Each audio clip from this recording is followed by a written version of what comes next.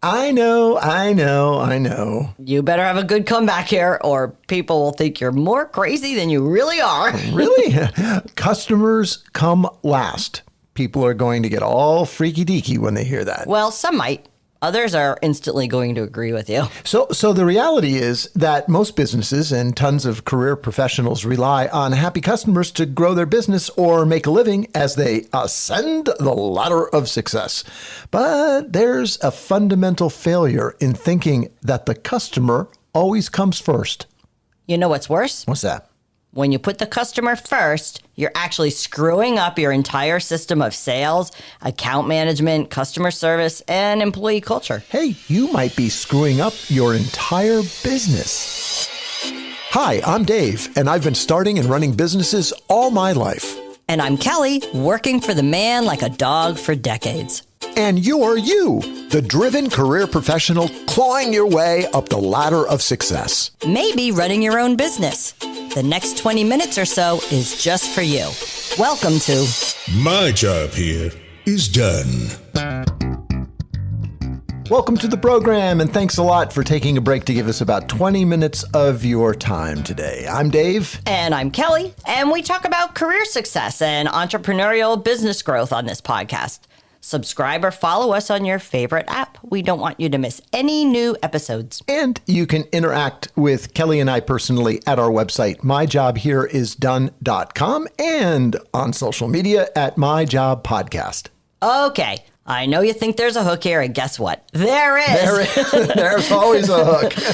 But this is really important advice because we have been conditioned to think that we have to put the customer first. This conditioning is so deeply rooted in everyone's mind, like all of your employees, that you can test this just by going up to just virtually anyone and saying, finish this sentence. The customer comes.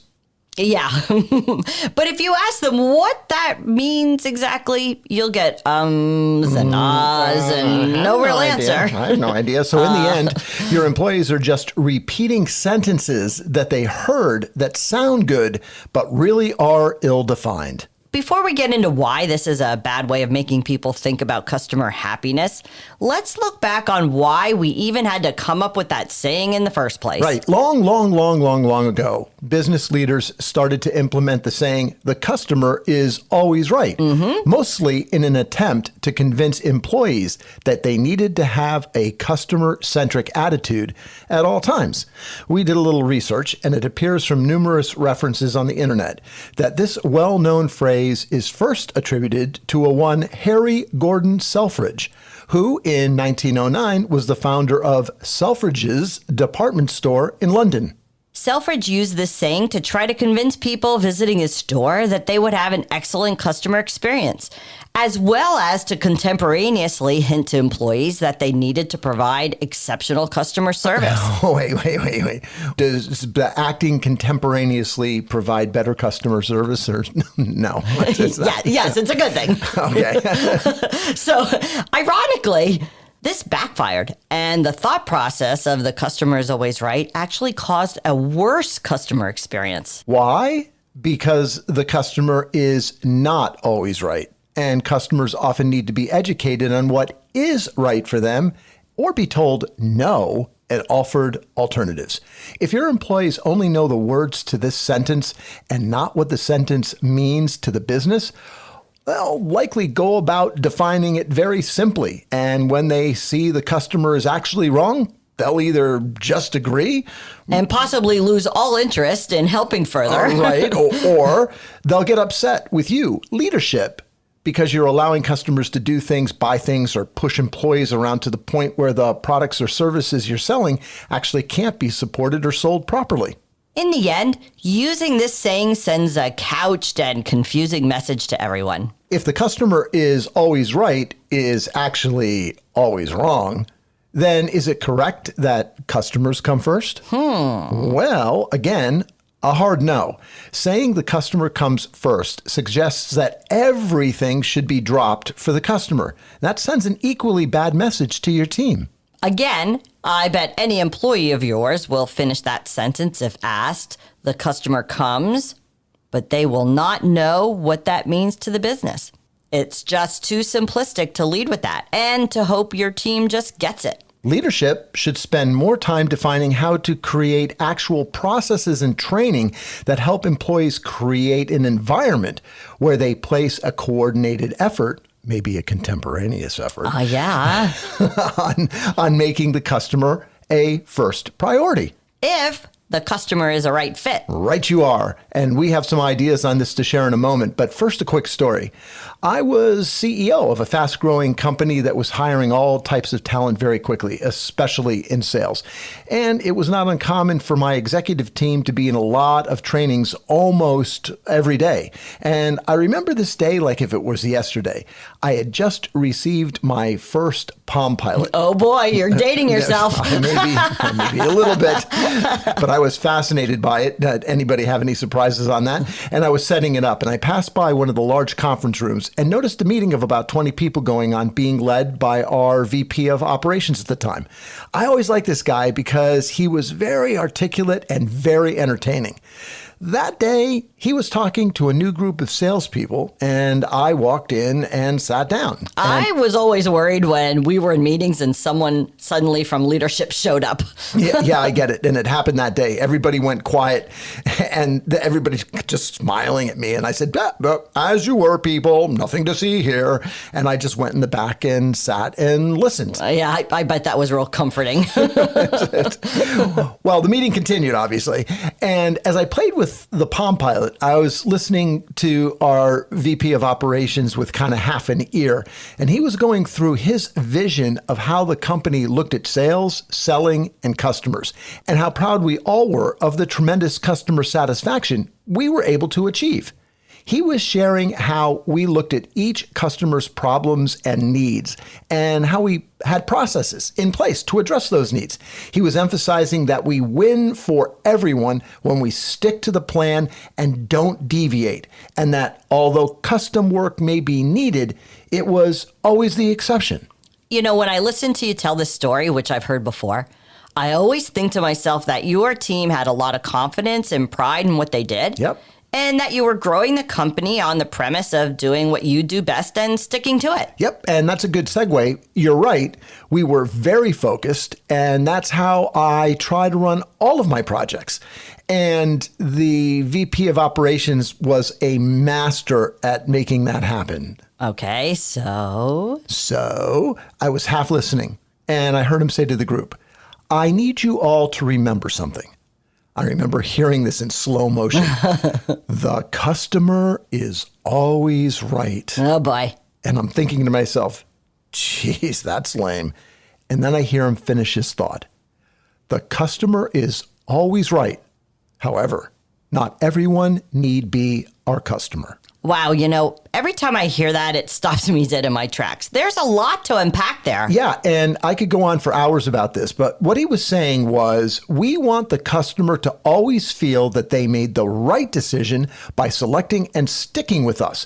But some potential customers just won't fit in. Mm-hmm. They won't or can't consume our products and services in the way we provide them.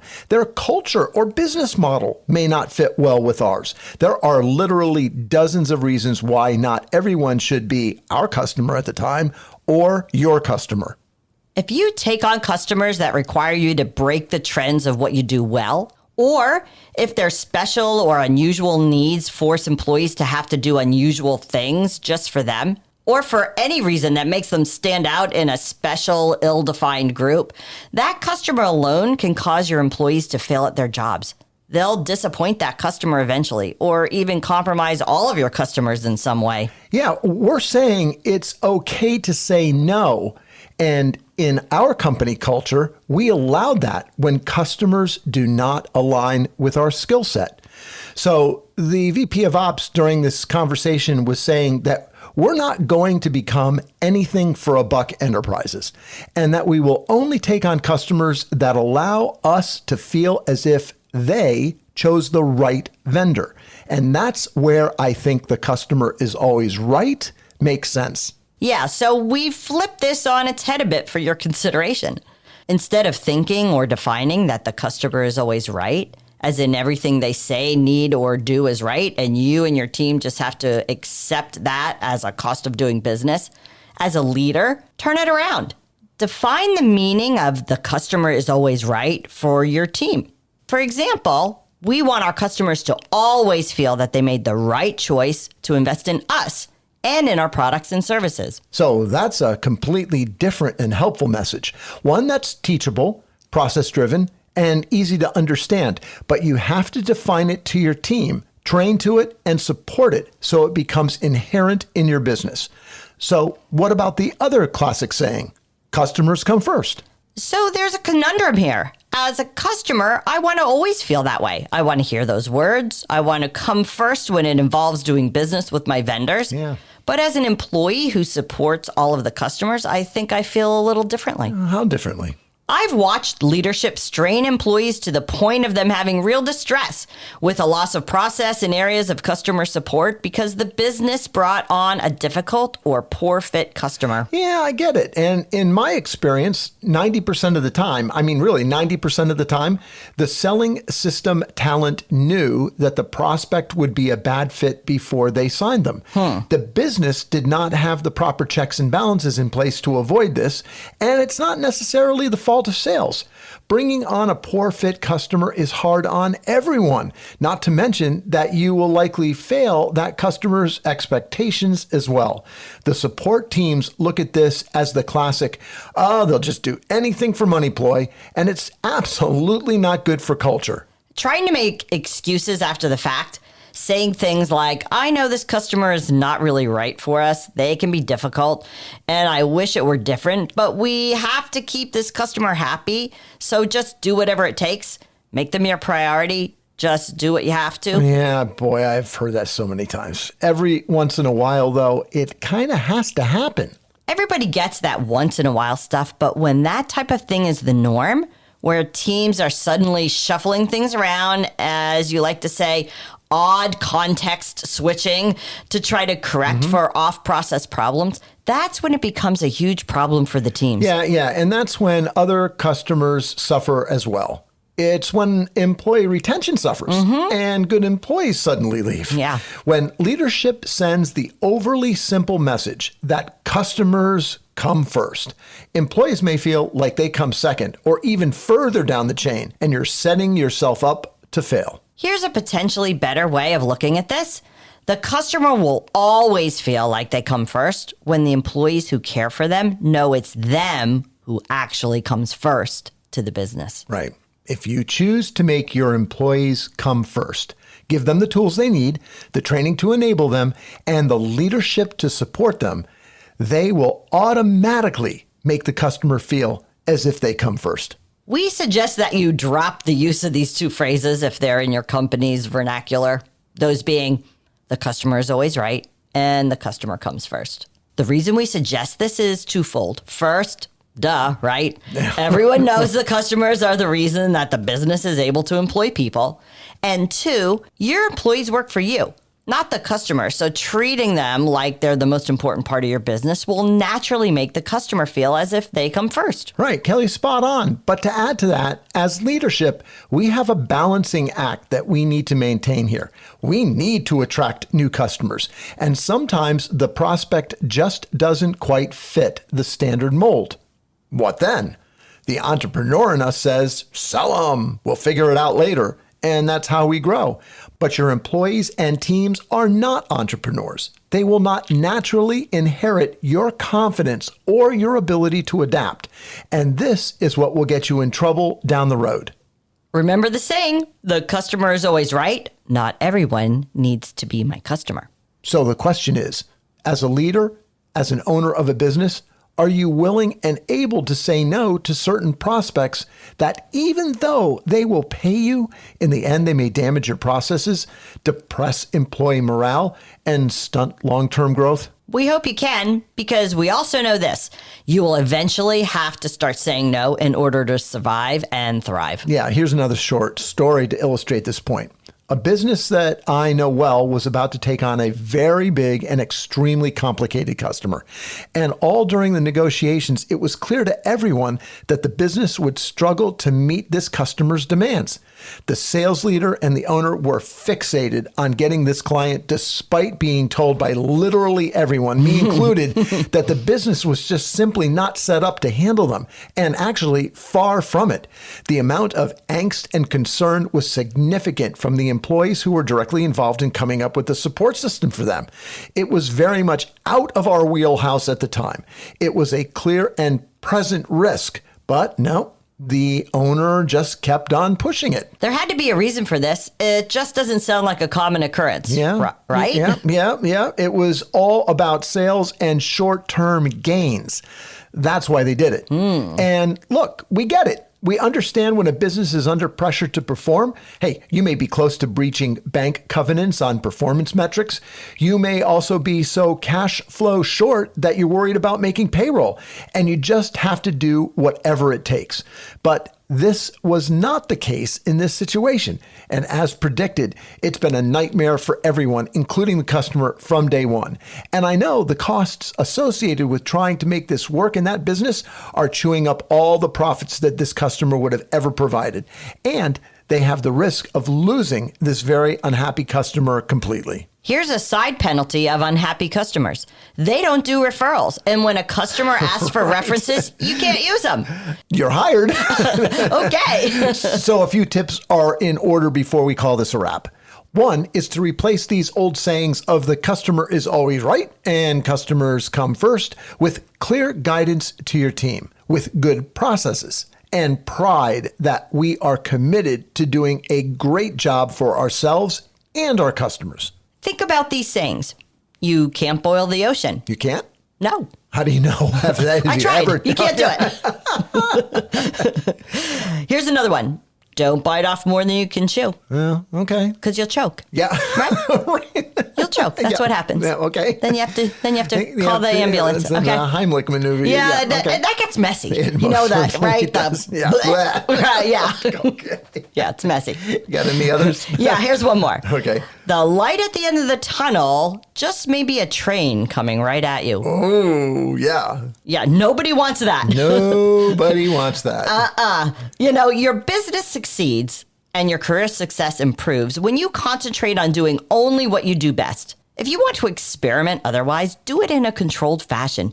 Don't mix an experiment in with your daily business methods. And remember, the customer is always right. However, not everyone needs to be my customer. Thanks very much for listening today. We hope you enjoyed our story about customers that don't come first. More and more people listen each week just because of you spreading the word about our My Job Here Is Done podcast. So thank you very much for telling a friend about us. And please tell your friend they can follow us anywhere and everywhere podcasts are available using their favorite app or at our website, myjobhereisdone.com. I'm the announcer guy, and I sound as good as the story you just listened to. My Job Here Is Done is a podcast production of 2.0 LLC. Thank you and your awesome ears for listening. Want to get involved? Have your own special story to share? Tell us all about it, and you might get some airtime, just like me. Browse over to myjobhereisdone.com. Yeah, squish that all together into one word, and look for the My Story link. Until next time, my job here is done. I made a new word and I'm proud of it. Oh, you should be. I am. I am simultaneously proud of you. What was that? I don't know. Did you hear it? I did. That was you. You made a noise. I did not make a noise. You made a noise. Nothing coming out of me. Yeah, something came out. Nothing came out of me. Unlike you, I don't get mad when you do it. I don't get mad either. You I get almost certainly frustrated. do. I get frustrated you with get mad. myself. You get mad. Well, then I get mad at myself. No, you get mad at me. No, I don't. Yeah, you do. I can see it in your eyes. Yeah, you're getting mad at me right now. I am not. No, you are mad. Say you're sorry. No.